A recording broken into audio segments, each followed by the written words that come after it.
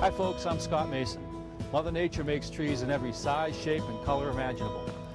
Now watch as I show you some easy techniques for making great looking trees for your model railroad.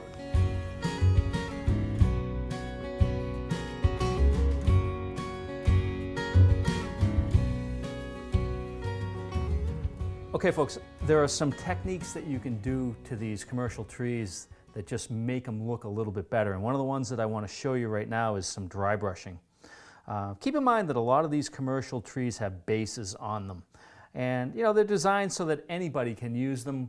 Some people want to plant them into their layout. Some people you know, just have a basic model railroad. They're just getting started in the hobby, and it looks good when they just, to them, when they just put it down on the tabletop. You can use these, a lot of them pop right off like this one does, or you can do what I would do, and that's use this as a gluing surface and then put my ground foam material over the base so that it doesn't show. But what I want to show you right now is a little dry brushing.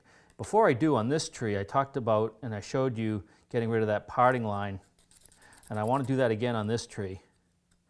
And I'm just going to scrape away a little bit, make it go away. You can see how shiny this plastic is, and obviously we probably don't want that on the finished tree. So I got rid of the parting line, and now what I'm going to do is take some of this medium gray that I showed you earlier and wipe most of it off on the paper towel. Make sure I've got the brush loaded with paint, and then remove it. And then what I'm going to do is just hit the highlights of this tree. Unfortunately, if you don't do this step, you're going to lose all of the bark detail.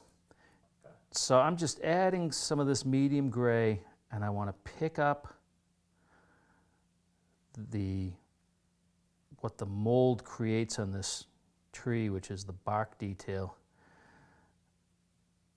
And pretty much what I'm doing here is I'm painting in sunlight.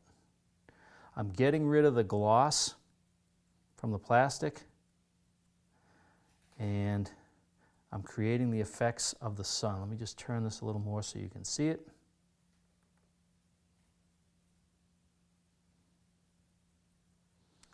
There are a lot of different colors I could use, but if you look closely at tree bark, it's really not brown anyway.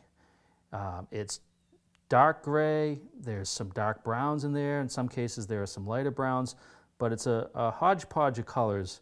So there's really, if I stay within the gray scale, there's really no wrong color choice.